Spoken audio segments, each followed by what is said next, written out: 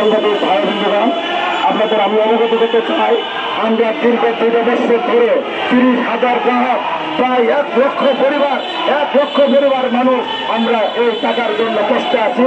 যে কষ্টের কারণে আমার বোনের সংসার ভেঙে গেছে, আমার মার সংসার ভাঙছে, আমার সংসার ভেঙে গেছে, যেখানে আমার বোনের লেখাপড়া করাতে পারি না, আমার বউয়ের খাওয়ান দিতে পারি না, আমার সাথে সংসারে কোনো শান্তি নাই।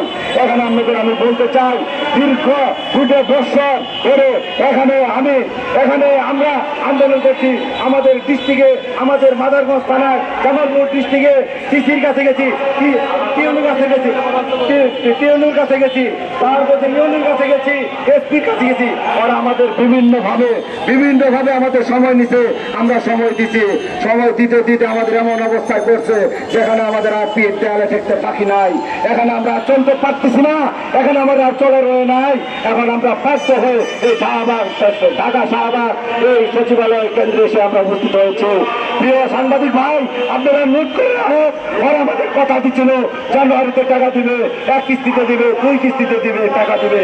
আলাদাবার ঘুমায়ত করে ছোট দলের মুস্তাফিজুর রহমান, ছোট দলের সারা কামাল বাংলা সুজন, তারা বলেছিল আরো এলাই সবাই প্রায় 28টা সমিতির মালিকেরা আমাদের বিভিন্নভাবে কথা দিছিল, তারা কথা রাখে নাই, ডিসিএসপি কথা রাখে নাই, কেউ কথা রাখে নাই।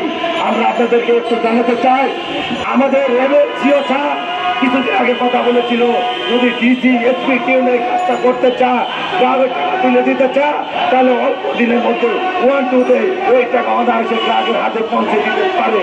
দয়া করে সাংবাদিক ভাইদের বলবো, আপনারা আমার এই নিউজটা আপনাদের মিডিয়াতে দিবেন, আমাদের টাকা যেন কিভাবে উত্তোলন করা যায়, আমরা কিভাবে সম্মানের সাথে ইজ্জতের সাথে টাকা পাই, এই জন্য আপনার কাছে বিনীত অনুরোধ। আর একটা কথা বলতে চাই, এই বালিকেরা, এই বাপ্পারা, তোদের সময় দিছি, চাপ দিছি, ছেড়ে দিব না।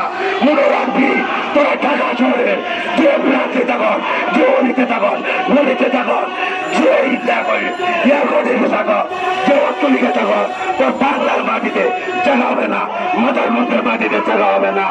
এবার হুঁশিয়ার,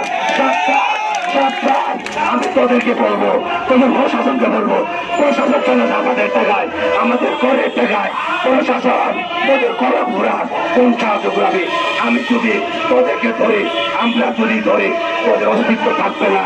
এখনো সময় দিলাম, ওই সময়ের মধ্যে তারা আমাদের টাকা ফেরাই দিবি, বুঝে তোদের জীবন, তোদের চাকরি, তোদের ফ্যামিলি নিয়ে টানারানি বাঁচবে।